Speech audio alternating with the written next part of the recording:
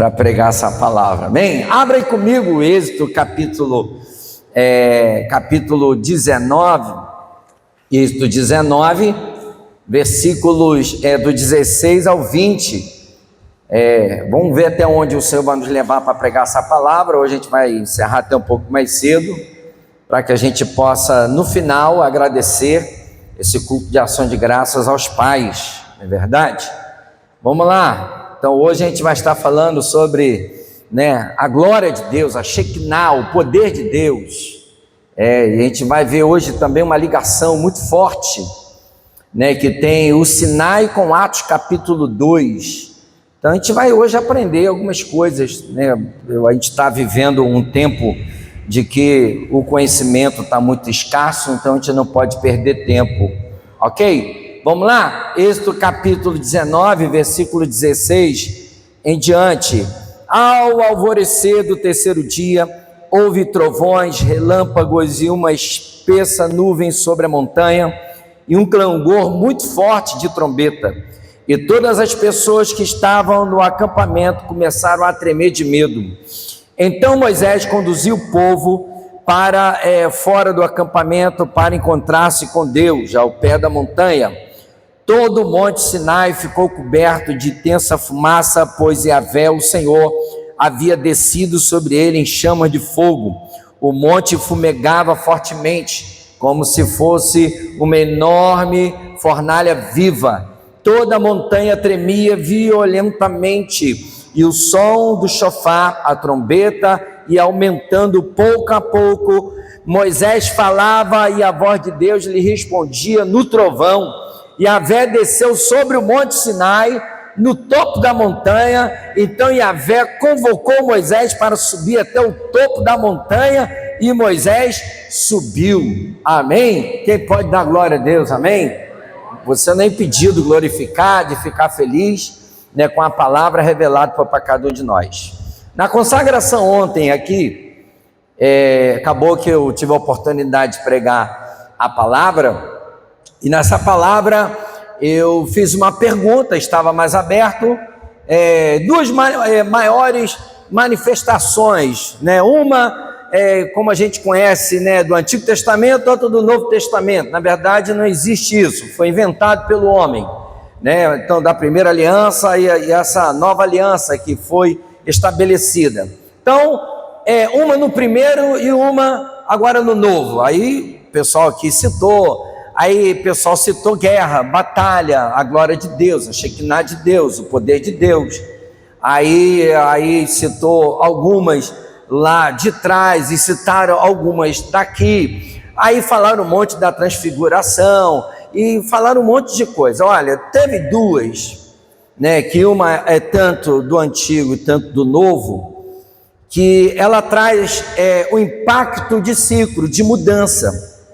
Ela traz uma revelação da parte de Deus para a nossa vida, de que Deus estava ali no início do ministério dos hebreus e no início do ministério dos discípulos. Havia de ter um ensinamento, uma direção da parte de Deus, mas com poder. E Deus, ele fez isso. Quando a gente pega nesse capítulo 19 de Êxodo, quando você já vê a manifestação do poder de Deus, ao ponto que fala que até os montes tremiam. E todos ficaram tão temerosos que até eles pediram: Moisés, não fale Deus conosco, mas fale você, porque eles ficaram com tanto medo da glória de Deus. Mas a gente vai chegar lá. Eu quero falar um pouco primeiro da situação da igreja brasileira. A igreja brasileira tem práticas por causa do sistema religioso. Ela pratica algumas coisas por causa do sistema que foi criado. E não tem o costume, o hábito de consultar, examinar, de entender como funcionam as demandas espirituais. Você pega ali na palavra de João 5,39, que diz para nós o seguinte: examinai as escrituras, porque vós cuidais ter nela a vida eterna, e são elas que de mim testificam. As pessoas estão sem conhecimento das escrituras. para testificar do Senhor. Então, quando ela até chega numa igreja, quando ela chega num espaço, está tudo pronto. Está tudo pronto. Quer ver uma coisa que foi criada 250 anos atrás? Foi a respeito, né, do pré-arrebatamento. Isso foi inventado 250 anos atrás. Uma grande denominação do país que abraçou essa visão, uma visão arminiana, em cima dela e começou a pregar, e quase todo mundo vai em cima dessa visão, que é uma visão completamente errada.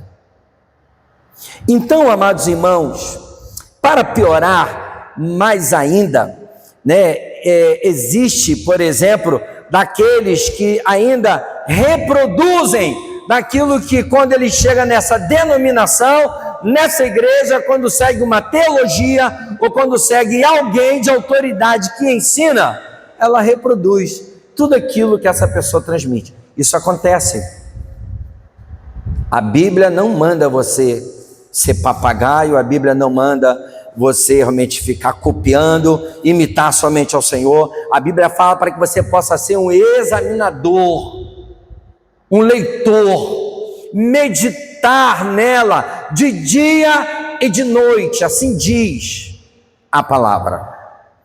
Então, amados, o que acontece? Existe uma reprodução de processo. Eu só faço porque quando cheguei já era assim. Tem gente que quando vai para uma outra igreja, aí ela ouve alguma coisa diferente do pastor quando fala, aí ela diz assim, não, mas da igreja que eu vim, era assim, porque todo mundo já faz assim. Como, por exemplo, você pega aquele chavão, de onde tiver 2 ou 3 reunidos, em meu nome ali estarei. Ali o Senhor não está falando de culto ou quantidade de gente, ele está falando a respeito de pecado de irmão. Mas as pessoas ficam reproduzindo, elas ficam copiando uma outra, ainda mais pregadores, né? Eles são tão fracos, sabe, às vezes são tão inúteis, que às vezes ficam com chavões copiando outras pessoas, são tão vazios, ou às vezes, por exemplo, mistura na hora que é para pregar a palavra, o ensinamento, muito glória a Deus, aleluia. Ficam mensagens vazias, mas tem gente que gosta disso, tem gente que se alimenta disso. Aí, para piorar, a igreja moderna tem cometido muitos erros. Vemos que muitos irmãos dizem ser até, por exemplo, pentecostal, aí baseado no que Joel falou, porque está lá em Atos capítulo 2, e eu tenho que honrar. Abre comigo lá Atos capítulo de número 2. Primeira coisa que aconteceu, que ali havia a descida do Espírito Santo, entendeu? A descida do Espírito Santo, beleza? E ali quando manifestou o poder de Deus sobre a vida daqueles homens, cada um ouvia na sua língua para a pregação da palavra, que estava ali instituído o reino, para que eles pudessem sair para pregar. Mas foi em que eles sentiram o poder, a Shekinah, a glória de Deus? Está escrito ali, ó, Atos capítulo 2, e cumprindo-se o dia de Pentecostes, estavam todos concordamente no mesmo lugar. É por causa da festa de Pentecostes que estavam ali, 50 dias após a Páscoa, se celebrava, e ali teve a manifestação. Mas eu vou chegar lá. Hoje vai ser muito didático, para que você possa, sabe, ter entendimento, que até para buscar o poder de Deus, tem que ser de forma correta. A gente está agora nessa fase de busca, vamos fazer o que é certo, entendeu? Vamos fazer o que é certo. Mas aí, continuando, e eles, por exemplo, falam da festa, mas olha só o significado. Na verdade, Pentecoste é a festa que celebra a entrega da lei. Meu Deus do céu, se Pentecoste é a entrega da lei, e as pessoas somente falam de que é o movimento, que é o poder. Não é só isso, também é isso. É o poder que se manifestou porque o Espírito Santo chegou. Mas vamos lá, vamos assim hoje trazer tudo. O que significa a lei? Do que a lei é para a nossa vida? Como nós temos aprendido, como é leve quando a gente fala de lei. A lei a missão principal da lei de Deus é instruir a humanidade a viver o pleno amor, resumindo-se em amar a Deus e ao próximo. Serve como guia moral para expressar a justiça divina, orientar as relações humanas e apontar a necessidade de graça e redenção através da vontade, de Deus, usando o seu Filho amado Jesus. Está aí a lei de Deus para a nossa vida. Deus nunca teria a irresponsabilidade, isso eu arrisco dizer, de dar um poder do seu próprio Espírito, de dar os seus dons, sem instruir o povo como deveria fazer. Nunca! Eu não creio nisso. E principalmente porque Deus escolheu na festa de Pentecostes para que pudesse fazer tal coisa. Então, amados irmãos, o momento que o Eterno fez uma aliança com Israel, que foi, Pentecostes. Então, como alguém pode usar o nome de uma festa ligada à revelação do Eterno para defender sua teologia, para querer dizer numa nomenclatura que eu sou pentecostal, eu tenho muito poder? Que infantilidade, que erro sem base. Até porque o nome Pentecostes vem da onde? Da própria festa na qual estamos tratando, estamos falando. Mas ao mesmo tempo, tratar a lei do Eterno, sabe o que faz ainda de pior? Sabe o que dizem da lei de Deus? Diz que a lei de Deus é um atraso, é um peso, já foi o tempo da lei, estamos vivendo o tempo da graça. É outro erro que cometem. A graça de Deus sempre teve sobre a vida de muitos irmãos, de vários povos, sobre toda a humanidade. Nunca esteve fora da vida do homem a graça de Deus. Nunca. E quando se refere à lei, as pessoas não conseguem discernir. Até a Luciana, certa feita, pregando, dando estudo. Você tem que entender o que é a lei do pecado, o que é a lei dos homens, do que é a lei de Deus. E dentro da lei de Deus mesmo tem as questões das leis cerimoniais. As pessoas têm que saber interpretar dentro da palavra no que está falando ali no momento. Até quando Paulo fala lá em Romanos, aquela parte está falando da lei do pecado, não está falando contra a própria lei. Porque um chavão que muitos dizem que é ter muito poder e que não precisa tanto conhecimento, é por isso. Então eu já estou dando a sinopse da palavra. É ter o poder e ter o conhecimento da palavra. Ninguém para isso. Olha, sabe quando eu comecei com isso? Desde quando eu me converti.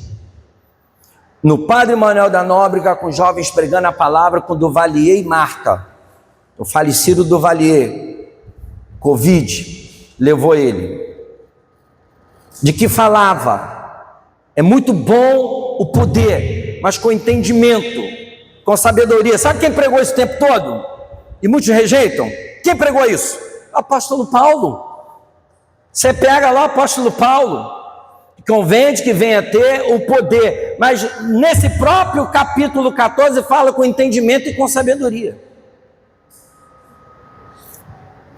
E as pessoas pegam sem entendimento, entendeu? E comentam sobre isso. Mas vamos lá, temos bastante coisa. Na verdade, a lei, ela veio para instruir, não para tirar vida, não para atrasar a vida, não para dizer que está passada, pelo contrário. A lei de Deus, ela veio para te dar vida, para ser a sombra, para instruir, para te orientar, para te guiar. Ainda vou chegar lá, mas eu vou só uma pequena sinopse de novo. Quando o poder de Deus desceu de forma natural no Antigo, nunca teve uma manifestação tão forte da parte de Deus no Monte Sinai. O que foi que aconteceu? O Senhor deu os seus mandamentos. Para que ele deu o mandamento? Para que ele deu? Para instruir o povo o que deveria fazer. Como alguém pode agir contra isso?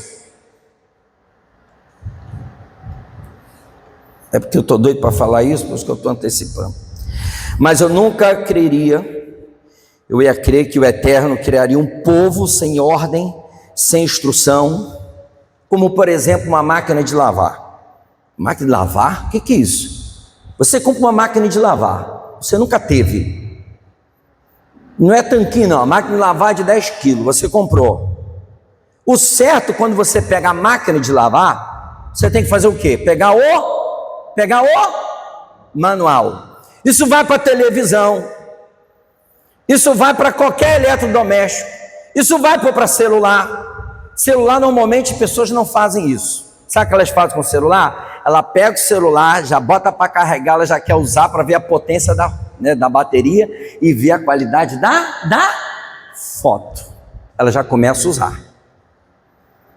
Quase ninguém pega o manual para ficar lendo de máquina de lavar, de eletrodoméstico, muito raro. São exceções. O celular, muito menos. Essa é a vida espiritual de um monte de gente. Entra para dentro da igreja, copia a gente, você chegou, tem que ser como a gente, só imitar. Até quando o poder de Deus para padecer, você começa assim, você começa a gritar, falar, daqui a pouco você está falando em línguas. É isso que falam. Mas não importa se você rouba, ou se você realmente não paga suas contas, se você mente, se você não precisa mudar de vida, se você não precisa ter muito entendimento, só copiar a gente, ser como a gente. Muda essas vestes aí, tá esquisito. Muda. Eu aprendi assim, você também vai aprender assim. A vida espiritual de uma pessoa nunca pode ficar em falta com o poder de Deus através do Espírito de Deus e sem o entendimento das Escrituras. Porque em detrimento de uma, se você realmente enfatizar uma, vai deixar outra. E vice-versa. Você tem que ter o equilíbrio de buscar o poder de Deus e ao mesmo tempo entender o que o Senhor fala para a sua própria vida. Por isso que tem muitos neófitos, por isso que existe hoje um povo desgastado, um povo que não tem crédito, um povo também que é conhecido como pentecostal, que não dá testemunho nenhum de vida. Essa é a grande verdade. Não passa de mulas, porque são usadas por Deus, como a mula foi, mas ela não salva nem a sua própria vida. Tem que ter coragem para falar isso não me falta. Porque é o que eu mais vejo. É o que mais vejo. Mas vamos continuar. Nunca. Então eu percebo sobre isso.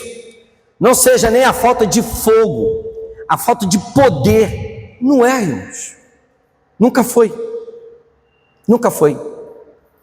Às vezes o que falta é a vergonha de ter que orar, buscar constantemente. É de ler. O que está faltando é isso, para que o poder venha se manifestar na tua vida. O que falta é entendimento, obediência para aqueles que recebem o poder, a glória, a unção do Senhor. E vemos uma falta, que temos visto nas pessoas de obedecer à vontade do Eterno. Por causa de quê? Ela acha que de repente do que ela recebeu é suficiente. Nunca será suficiente. Nunca você saberá de tudo. Nunca você vai conseguir saber a vontade plena do Senhor. Mas se esforçar e buscar é o que você deve ser. Usar o nome pentecostal é negar a instrução do Eterno e querer ter a revelação no monte e não ter a voz. Estamos indo para o monte agora, vamos na outra quarta-feira. É tipo assim, eu quero ir para o monte para buscar a presença de Deus, mas não quero ouvir a sua voz. Ué, mas que voz que você vai ouvir? Ele vai falar o que para você? O povo foi lá para o monte Sinai, o que teve para eles? Da voz de Deus foi o que para eles? Moisés, seja porta-voz, fala você, não fala de Deus para que não morramos. Falou o que para eles? O que Deus ficou falando? Fala aí, irmãos. A lei de Deus. Entendeu? É assim, é o poder que ele se manifestou através da sua glória e a lei de Deus que refrigera a minha alma, que é bênção para a minha vida. Muitos é assim, querem a revelação, querem, por exemplo, a manifestação da glória, da Shekinah, mas não querem ouvir a voz, entendeu? Igual um filho que quer benefício do pai, mas não quer ouvir sermão do pai. Aleluia, amém? Entenderam aí, filhos? Hoje é dia dos pais, né? Quando o pai fala, não presta, mas quando é para dar um presentinho, quando você quer o celular, quando quer ser atendido, ainda puxa o saco do pai, não é verdade? Mas quando o pai exorta com voz, orienta para que você possa obedecer, para que você possa estar na direção certa, não quer saber. Os crentinhos faz a mesma coisa, querem a presença, querem sentir, querem ver os milagres, mas na verdade não quer ouvir a voz. Deus vai passar a mão na tua cabeça.